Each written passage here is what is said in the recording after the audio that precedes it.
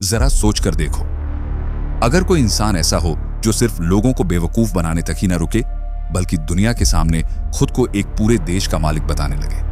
हाँ, सच में, खुद का झंडा, खुद का पासपोर्ट, खुद का नेशनल एंथम और यहां तक कि खुद का संविधान भी बना डाले। और सबसे हैरानी की बात यह कि ये सब काम किसी बड़े साइंटिस्ट या लीडर ने नहीं, बल्कि एक ऐसा बाबा किया जिस पर रेप, टॉर्चर और धोखाधड़ी जैसे गंभीर आरोप लगे। सोचो, जब दुनिया के सामने उसने ऐलान किया, I represent the United states of Kailasa, लोग हैरान रह गए, क्योंकि किसी को समझ ही नहीं आया कि यह असली देश है या सिर्फ एक बहुत बड़ा स्कैम। यूनाइटेड नेशंस जैसी जगह पर पहुंचकर इसने खुद को वैध देश का प्रतिनिधि बताया और वहां बैठे लोग भी पल भर के लिए भ्रमित हो गए। अब तुम सोच रहे होगे, ये बाबा आखिर है कौन? कैसे उसने हजारों लोगों को अपनी बातों पर यकीन दिला दिया? और कैसे ये स्कैम दुनिया का सबसे अजीब, सबसे खतरनाक और सबसे हैरत अंगेज स्पिरिचुअल फ्रॉड बन गया? असल कहानी की शुरुआत होती है दोस्तों, तमिलनाडु में 1 जनवरी 1978 को। इसी दिन अरुणाचलम राजा शेखरण नाम का एक बच्चा पैदा हुआ। उसके बचपन के बारे में बहुत ज्यादा जानकारी कभी पब्लिकली सामने नहीं आई, लेकिन बाद में यही बच्चा खुद को नित्यानंद कहलाने लगा और दावा करने लगा कि जब वो सिर्फ 10 साल का था, अरुणाचला हिल पर मेडिटेशन करते हुए उसे दिव्य अनुभव हुआ। कुछ लोग कहते हैं कि उसने मैकेनिकल इंजीनियरिंग में डिप्लोमा किया, लेकिन 17 साल की उम्र में ही उसने घर छोड़ दिया और फिर अपने गुरु की मौत के बाद साल 2000 में उसने तमिलनाडु में पहला आश्रम खोल लिया। अब यह बाबा बोलने का अंदाज बड़ा ही अजीब था। उसके भाषण इतने ओवरएक्टेड और एनिमेटेड होते कि सामने बैठा इंसान तुरंत इमोशनली जुड़ जाता। बीच बीच में उसके विचार इतने बेतरतीब और अनकनेक्टेड होते कि सुनने वाले को लगता जैसे कोई रहस्य छिपा है।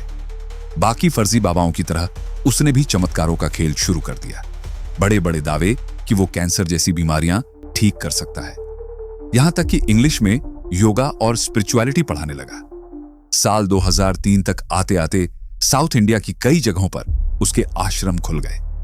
बेंगलुरु के पास बिडाडी में उसका सबसे बड़ा केंद्र बना नित्यानंद ध्यान पीठम।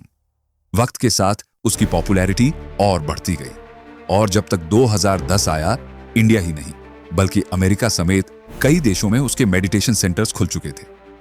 लेकिन यहीं से सब कुछ पलटने वाला था। साल 2010 में एक वीडियो सामने आया जिसने सबको हिला दिया।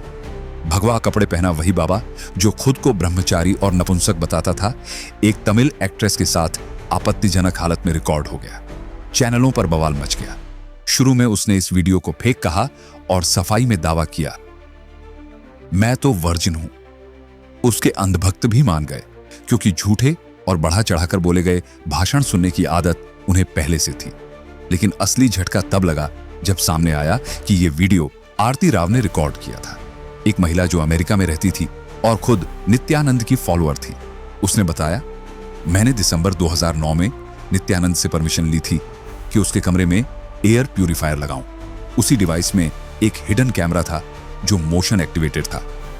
आरती राव ने गंभीर आरोप लगाए कि नित्यानंद ने 5 साल तक उनका रेप किया। यहीं से इस बाबा की पोल खुलनी शुरू हो गई। खुद को बचाने के लिए वो हिमाचल प्रदेश के एक सीक्रेट लोकेशन में भाग गया, लेकिन पुलिस ने उसे ढूंढ निकाला और गिरफ्तार कर लिया। 50 दिन से ज्यादा वक्त उसने जेल में काटा। किसी और देश में होता तो यही उसकी कहानी का एंड होता, लेकिन इंडिया में फर्जी बाबाओं के लिए भक्तों की लाइन कभी छोटी नहीं पड़ती। आसाराम हो या राम रहीम, सबकी कहानी एक जैसी। दोषी ठहराए जाने के बाद भी उनके पीछे भीड़ पागल बनी रहती है। नित्यानंद का केस भी अलग नहीं था। जेल से बाहर आने के बाद भी उसकी सभाओं में हजारों लोग उमड़ते रहे। उसने अपने खिलाफ लिए गए एक्शन को एक चालाकी से हिंदू धर्म और गुरु पर हमला बताकर पेश किया और देखो कमाल, उसका बिजनेस फिर से चालू हो गया। लेकिन साल 2014 में फिर एक और बड़ा झटका लगा। उसके आश्रम में 24 साल की महिला की रहस्यमयी मौत हो गई। मीडिया हेडलाइंस बनी, the mysterious and sudden death of a 24-year-old woman inside controversial godman Nityananda's ashram. एक बार फिर वो विवादों के केंद्र में आ गया, लेकिन उसकी पॉपुलैरिटी पर कोई खास असर नहीं पड़ा। हाँ, मगर रेप केसों में शिकंजा धीरे धीरे कसने लगा था। नित्यानंद ने अपने ऊपर चल रहे रेप और मर्डर केस के ट्रायल को टालने के लिए हर संभव कोशिश की, लेकिन आखिरकार साल 2018 में अदालत ने इस मामले की सुनवाई शुरू कर दी। तभी से उसने देश छोड़कर भागने की तैयारी करनी शुरू कर दी थी। अगस्त 2018 में उसने अपनी सबसे भरोसेमंद भक्तों में से एक सारा लैंड्री की मदद से कनाडा में पॉलिटिकल असाइलम लेने की प्लानिंग की। सारा खुद कनाडा की रहने वाली थी और लंबे वक्त तक उसकी कट्टर फॉलोअर रही। लेकिन जैसे ही उसे यह पता चला कि नित्यानंद के स्कूलों में बच्चों को भूखा रखा जाता है, उन्हें एक दूसरे को पीटने पर मजबूर किया जाता है, तो उसकी आंखें खुल गईं और अंधभक्ति की जंजीरें टूट गईं। इसी दौरान नित्यानंद के झूठ और बेतुके दावों का लेवल और भी खतरनाक होता गया। सितंबर 2018 में उसने ऐलान किया, हमारे पास बैल और गाय होंगे जो तमिल और संस्कृत में साफ बोलेंगे। मैंने इसके लिए एक खास सॉफ्टवेयर बना लिया है। कल ही इसका टेस्ट किया और परफेक्ट चला। बस 1 साल में यह पूरी तरह काम करेगा। I am declaring after testing this software yesterday. Yesterday actually I casually tested this software. It was perfectly working. Let this be on record. Within a year I'll establish this. अब सोचो, ये सुनकर लोग हंसें या रोएं। इतना ही नहीं, जब वो लेखक राजीव मल्होत्रा के साथ बैठा था तो उसने एक ऐसा बिजनेस आइडिया पेश किया कि सुनने वाले भी हैरान रह गए। बोला, हम बिल गेट्स और वॉरेन बफे के पास जाएंगे और कहेंगे, आपके पास $100 बिलियन हैं, उसमें से 50 बिलियन हमें दे दीजिए। हम वादा करते हैं कि आपके अगले जन्म में यह पैसा ब्याज समेत लौट आएंगे। हम आपकी आत्मा पर GPS लगाएंगे ताकि जब आप अगली बार जन्म लोकेशन बदलकर पैदा होंगे तो वहीं पहुंचकर आपको आपका पैसा दे देंगे। अगर आपको किसी खास जगह जन्म लेना है तो 50% एक्स्ट्रा फीस देनी होगी। यह सुनकर कोई भी कहेगा, यह इंसान पागल है या सुपर कॉन्फिडेंट, क्योंकि इसे सच में यकीन हो गया था कि अब वो बिल गेट्स और मुकेश अंबानी जैसे अरबपतियों को भी बेवकूफ बना सकता है। और तो और उसने अल्बर्ट आइंस्टाइन तक को चुनौती दे दी। मंच से बोला, E = mc² गलत है, मैं इस थ्योरी को डिबंक कर रहा हूं। E = not mc², cannot be mc²। लेकिन इस बाबा की बातें सिर्फ हास्यास्पद ही नहीं थी, कई बार डरावनी भी थी। एक दिन उसने कहा, दुनिया के 20% लोग कोई जिम्मेदारी नहीं निभाते, इन्हें खत्म कर देना चाहिए। यह वायलेंस नहीं होगा बल्कि सर्जरी होगी। और फिर मंच पर खड़े होकर लगातार चिल्लाता रहा, एलिमिनेटेड, एलिमिनेटेड, एलिमिनेटेड। सोचो, जिस इंसान को लोग गुरु मान रहे थे वही खुलेआम नरसंहार जैसी बातें कर रहा था। लेकिन इंडिया में उसका साम्राज्य अब हिलने लगा था। साल 2019 में जनार्दन शर्मा नाम के एक भक्त ने शिकायत की कि नित्यानंद ने उसकी 2 नाबालिग बेटियों को अहमदाबाद के आश्रम में कैद कर रखा है। इस बार उस पर किडनैपिंग का गंभीर केस दर्ज हुआ। अदालत ने 50 से ज्यादा बार उसे सुनवाई के लिए बुलाया, लेकिन वो कभी भी कोर्ट नहीं पहुंचा। नवंबर 2019 में गुजरात पुलिस उसके आश्रम पर छापा मारने पहुंची, लेकिन वहां उसका कोई सुराग तक नहीं मिला। कुछ वक्त बाद पता चला कि नित्यानंद चुपचाप देश छोड़कर भाग चुका है। सोचकर देखो दोस्तों, देश से भागने के बाद नित्यानंद अचानक एक वीडियो रिलीज करता है। कैमरे के सामने मुस्कुराते हुए बोलता है, Now nobody can touch me. I can tell you the truth. I am Paramashiva. No stupid court can prosecute me for revealing the truth. I am Paramashiva. उसकी आवाज में इतना कॉन्फिडेंस था जैसे सचमुच किसी ने उसे छू लिया तो दुनिया खत्म हो जाएगी। कुछ ही दिनों बाद दिसंबर 2019 में वो ऐलान करता है कि उसने अपना नया देश बना लिया है, कैलासा। स्क्रीन पर बड़े गर्व से कहता है, we already have a sovereign territory. Kailasa का मकसद है हिंदू सिविलाइजेशन को रिवाइव करना। हिंदू खतरे में है। क्रिमिनली नेग्लिजेंट हिंदूज समझ ही नहीं रहे कि एंटी हिंदूज रियल हिंदूज पर अटैक कर रहे हैं। वो बड़े ठाठ से कहता है, मैंने अपने देश का नाम कैलासा रखा है, कैलाश पर्वत के नाम पर। हिंदुओं के लिए यह जगह पवित्र है। कुछ ही वक्त बाद अखबारों में रिपोर्ट्स छपती हैं कि नित्यानंद ने साउथ अमेरिका के देश इक्वाडोर के पास एक आइलैंड खरीदा है और वहां अपना नया देश बसाया है। लेकिन जैसे ही यह खबर इंटरनेशनल लेवल पर फैलती है, इक्वाडोर सरकार खुलकर कह देती है, नित्यानंद हमारे देश आया जरूर था, असाइलम मांगने की कोशिश भी की थी, लेकिन हमने ना तो उसे असाइलम दिया और ना ही वो आज हमारे देश में मौजूद है। अब सवाल उठने लगे, आखिर ये बाबा असल में है कहां? मीडिया में 2 साल पुराना एक आर्टिकल घूमने लगा। इंडिया की फॉरेन अफेयर्स मिनिस्ट्री के अफसरों का मानना था कि नित्यानंद ने असल में कोई आइलैंड खरीदा ही नहीं। असली खेल अमेरिका में चल रहा है। कैलिफोर्निया में अपना बेस बनाने की कोशिश, सैन होजे में बड़ा ऑफिस और वहीं से फंडिंग का जुगाड़। मनी कंट्रोल की रिपोर्ट में लिखा गया कि इंडिया से भागने के बाद नित्यानंद गोरखपुर के रास्ते नेपाल पहुंचा। नेपाल में उसने फेक पासपोर्ट बनवाया और सीधे अमेरिका जा पहुंचा। वहां उसने एनआरआई से मुलाकात की और कैलासा के नाम पर मोटी रकम मांगी। अमेरिका और कनाडा जैसे देशों में भी उसके अंधभक्त पहले से मौजूद थे। कई लोगों ने तुरंत समझ लिया कि यह इंसान एक नंबर का फ्रॉड है, लेकिन कुछ लोग उसके हिंदू खतरे में हैं वाले नैरेटिव और सिविलाइजेशन रिवाइव वाले वादों में इतना फंस गए कि करोड़ों रुपए दान कर बैठे। वीडियो में खुद उसकी आवाज गूंजती है, Now nobody can touch me. I can tell you the truth. I am Paramashiva. No stupid court can prosecute. और ये लाइन उसके भक्तों के लिए किसी मंत्र से कम नहीं थी।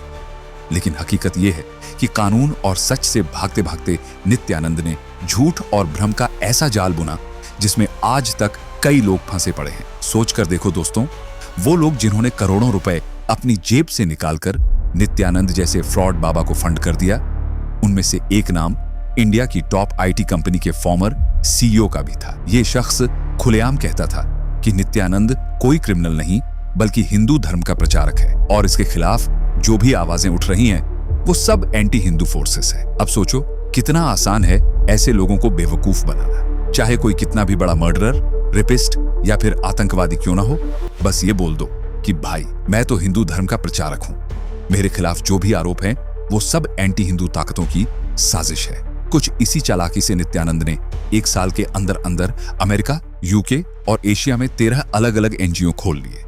इनमें से 10 सिर्फ अमेरिका में थी। अब क्योंकि एनजीओ को मिलने वाली डोनेशन लीगल मानी जाती है, तो उसने उन्हीं पैसों को घुमा फिराकर कैलासा नाम की इस फर्जी कंट्री का आइडिया खड़ा किया। ये सब कुछ इतना क्लीन और लीगल दिखाया गया कि बाहर से देखने पर किसी को शक ही ना हो। सोशल मीडिया और इंटरनेट की दुनिया में नित्यानंद ने कैलासा को एक असली देश जैसा पेश किया। झंडा, पासपोर्ट, संविधान, एम्बलम, नेशनल एंथम, सब कुछ डिजिटली बना दिया गया। उनकी वेबसाइट इतनी प्रोफेशनल तरीके से डिजाइन की गई थी कि पहली नजर में लगे ही नहीं कि यह सब एक फर्जी नाटक है। और 14 लोगों में फ्री एंट्री देता है। सोचो, यह बाबा साइंस फिक्शन से भी आगे निकल गया। इसी वेबसाइट पर दावा किया गया कि कैलासा का खुद का रिजर्व बैंक है और उनकी अपनी करेंसी भी, कैलाशियन डॉलर। और सुनो, उनका कहना था कि एक कैलाशियन डॉलर 1 तोला सोना। मतलब दुनिया की करेंसी छोड़ो, इनकी करेंसी तो सीधा सोने से बैक्ड है। उनके हिसाब से the reserve bank of Kailash वहां एक लेजिटिमेट बॉडी की तरह काम करता है। लेकिन कहानी यही खत्म नहीं होती। बाबा ने बार बार हिंदू सेंटिमेंट्स को भड़काने की कोशिश की और कैलासा को वेटिकन सिटी जैसा दिखाने का ड्रामा किया। जैसे वेटिकन सिटी को कैथोलिक चर्च की हाईएस्ट सीट माना जाता है, वैसे ही कैलासा को इन्होंने हिंदू धर्म का वेटिकन घोषित कर दिया। यहां तक कि नित्यानंद ने the sovereign order of Kailasa नाम की गवर्निंग बॉडी बनाई, जो कैथोलिक चर्च की होली सी से इंस्पायर्ड थी। अब क्रिश्चियनिटी में पोप को जो दर्जा दिया जाता है, वैसा ही दर्जा नित्यानंद ने खुद को हिंदू धर्म में देने की कोशिश की। खुद को सर्वोच्च गुरु कहकर पेश किया, जबकि असलियत यह है कि हिंदू धर्म में ऐसा कोई पद है ही नहीं। कैलासा की नकली सरकार में बाकायदा ट्रेजरी, कॉमर्स, हाउसिंग जैसे 18 डिपार्टमेंट्स बनाए गए, जिन्हें वेदों पर आधारित बताया गया। और सबसे मजेदार बात, उनकी वेबसाइट पर साफ लिखा है कि सताए गए हिंदुओं के लिए कैलासा एक नया घर है। यहां तक कि दुनिया भर के लोगों को ऑफर दिया गया कि आप भी आओ और हमारी ई-सिटीजनशिप ले लो, वो भी बिल्कुल फ्री। बस कुछ क्लिक करो और आप कैलासा के नागरिक बन जाओ। लेकिन शर्त यह थी कि आप हिंदू होने चाहिए। और अफसोस की बात यह है दोस्तों, इनके हिसाब से 12 लाख से ज्यादा लोगों ने ई-सिटीजनशिप के लिए अप्लाई भी कर दिया। सोचो, इतना आसान है बेवकूफ बनाना। अब आप ही बताइए दोस्तों, जब करोड़ों रुपए वाले लोग इतनी आसानी से नित्यानंद जैसे फ्रॉड में फंस सकते हैं, तो आम इंसान की क्या बिसात। और यही वजह है कि हमें हर खबर, हर दावे को आंख बंद करके सच मानने से पहले सोचना चाहिए, क्योंकि इंटरनेट की दुनिया में हर चीज सोने के रंग में दिखे वो असली सोना नहीं होती। सोचो जरा, जब कोई इंसान धर्म और आस्था के नाम पर इतना बड़ा खेल खेल जाए कि दुनिया तक को बेवकूफ बना दे। नित्यानंद की स्ट्रांग ऑनलाइन प्रेजेंस देखकर बहुत से लोगों को सच में लगने लगा कि शायद कैलासा नाम का ये कोई असली देश है। लेकिन जैसे ही लोग इसकी वेबसाइट पर गए और वहां के AI चैटबॉट से बात की तो खेल साफ हो गया। जवाब में चैटबॉट ने बस एरर दिखा दिया। लेकिन असली खेल सिर्फ यहां खत्म नहीं होता। नित्यानंद ने तो अपने देश के नाम पर डिप्लोमेट्स तक दूसरे देशों में भेजना शुरू कर दिया। ये डिप्लोमेट्स उसके सबसे वफादार अंधभक्त होते, जो झूठी कहानियां और गढ़े हुए क्लेम्स के दम पर बड़े बड़े अधिकारियों से मिलने में कामयाब हो जाते। फिर उन मुलाकातों की फोटो सोशल मीडिया पर डाल दी जाती ताकि ऐसा लगे मानो कैलासा को इंटरनेशनल लेवल पर मान्यता मिल रही हो। ये स्कैम अपने पीक पर पहुंचा फरवरी 2023 में, जब नित्यानंद ने विजय प्रिया नित्यानंद को यूनाइटेड नेशंस की मीटिंग में भेज दिया। वहां उसने खुद को कैलासा का परमानेंट एम्बेसडर बताया और सबके सामने कहा कैलासा हिंदुओं का पहला सोवरन देश है और इंडिया नित्यानंद को प्रताड़ित कर रहा है। उसने बाकायदा कॉन्फ्रेंस में यह भी बोला, Kailasa is the first sovereign state for Hindus, which is established by the Supreme Pontiff of Hinduism, Nityananda Paramashivam. Kailasa have gone through intense persecution and human rights violation for reviving the indigenous traditions, and he was even banned from preaching and exiled from his birth country. अब सोचो, ये सुनकर वहां बैठे लोग कितने shock रह गए होंगे। इसी तरह अक्टूबर 2022 में ब्रिटेन के हाउस ऑफ लॉर्ड्स में दिवाली पार्टी हुई। पार्टी के ब्रोशर में कैलासा का एक पूरा पेज का एड छपा, जिसमें नित्यानंद की फोटोज भरी हुई थी। उसके कुछ समर्थक वहां पहुंचे और पार्टी के बाद कैलासा यूके ने ट्विटर पर पोस्ट कर दिखाया कि वो ब्रिटेन की संसद में दिवाली मना रहे हैं। फिर आया 2023। अमेरिका के न्यू जर्सी के एक बड़े शहर ने कैलासा के साथ सिस्टर सिटी एग्रीमेंट साइन कर लिया। सेरेमनी में उस शहर के मेयर तक मौजूद थे। असल में नित्यानंद के भक्तों ने उन अधिकारियों को यह कहकर बेवकूफ बना दिया कि कैलासा इक्वाडोर के पास एक हिंदू आइलैंड नेशन है। पॉलिटिशियंस ने बिना चेक किए दस्तखत कर दिए। लेकिन कुछ दिन बाद जब सच्चाई सामने आई तो मेयर ने तुरंत उस एग्रीमेंट को कैंसिल कर दिया। मगर कैलासा ने अपनी वेबसाइट पर ऐसे पेश किया जैसे पूरा अमेरिका ही उनके देश को मान्यता दे चुका है। यही नहीं, 2023 में ही कैलासा के लोगों ने पैराग्वे सरकार के एक अधिकारी तक को बेवकूफ बना दिया।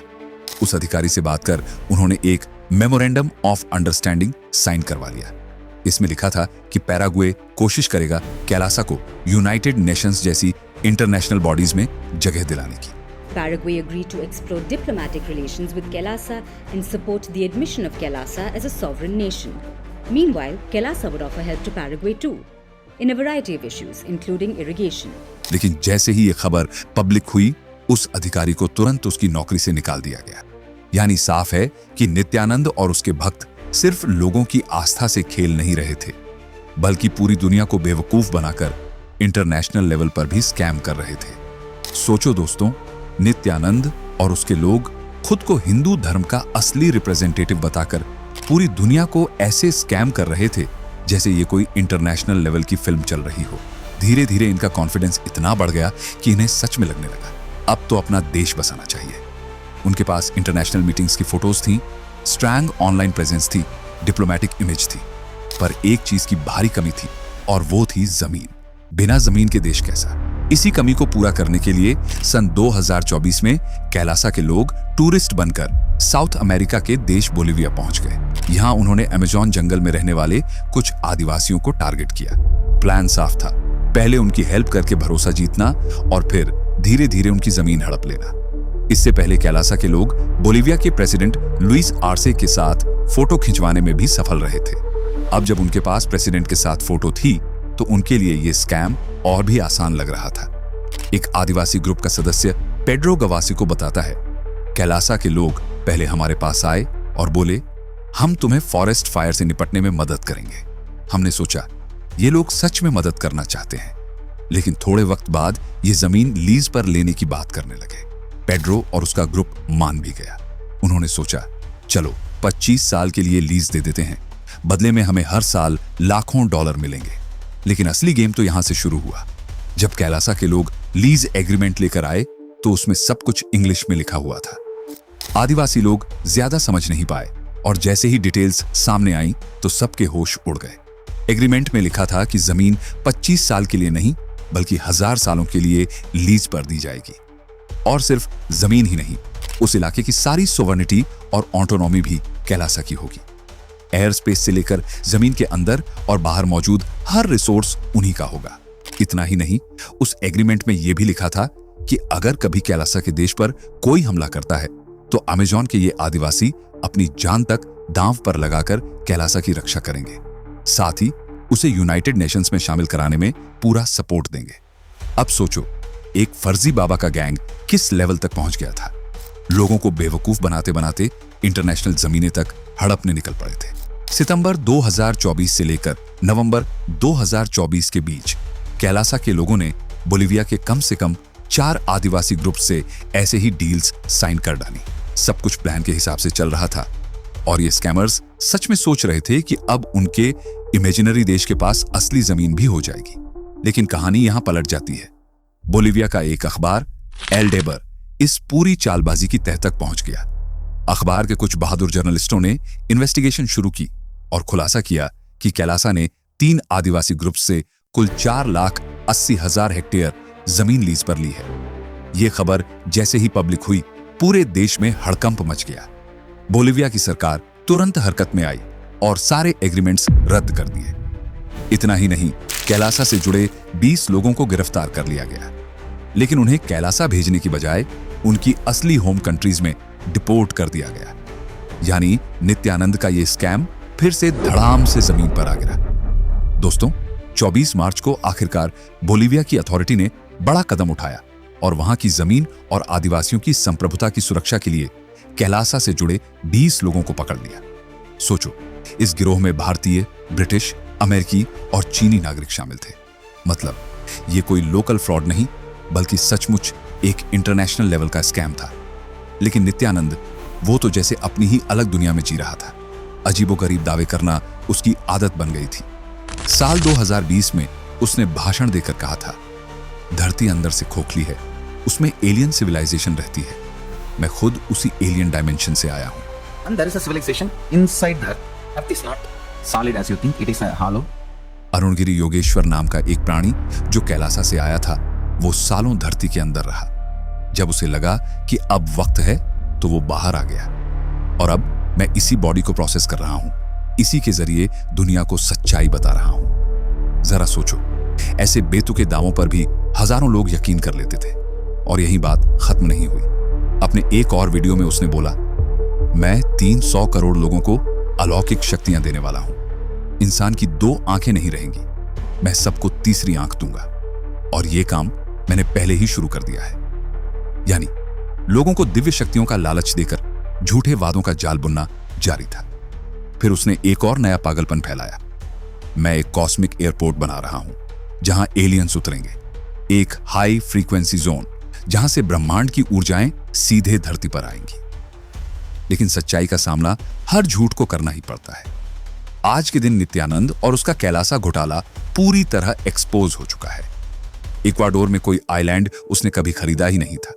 कैलासा का देश कभी असलियत में था ही नहीं। यह हमेशा सिर्फ एक वेबसाइट तक सीमित रहा। अगर आप उसकी वेबसाइट देखो तो वहां साफ लिखा है, कैलासा एक कॉस्मिक बॉर्डरलेस नेशन है जो किसी जमीन नहीं बल्कि एक विचारधारा को रिप्रेजेंट करता है।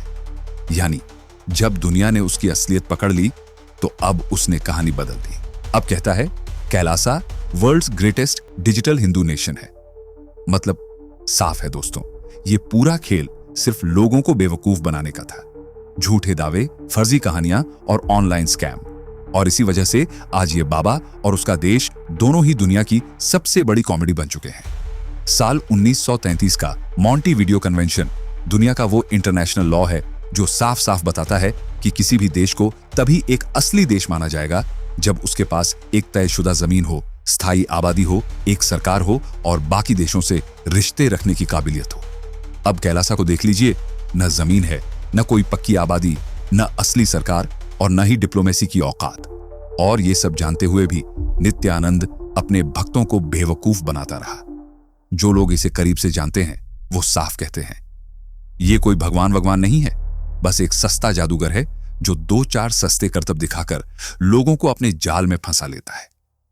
असलियत यह है कि इसने कोई देश नहीं बनाया, बस इतना पैसा इकट्ठा कर लिया कि अपनी नौटंकी जारी रख सके।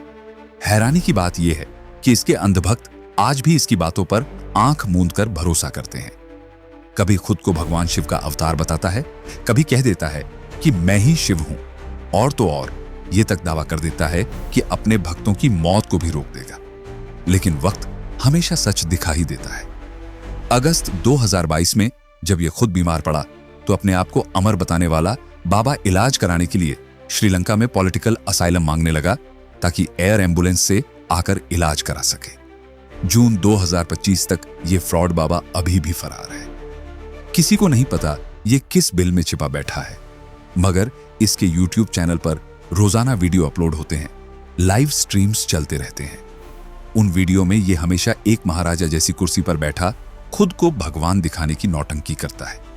वहीं दूसरी तरफ इसकी डिजिटल एम्बेसी आपके स्पैम फोल्डर में पड़ी रहती है और ministry of external affairs Photoshop पर चल रही है।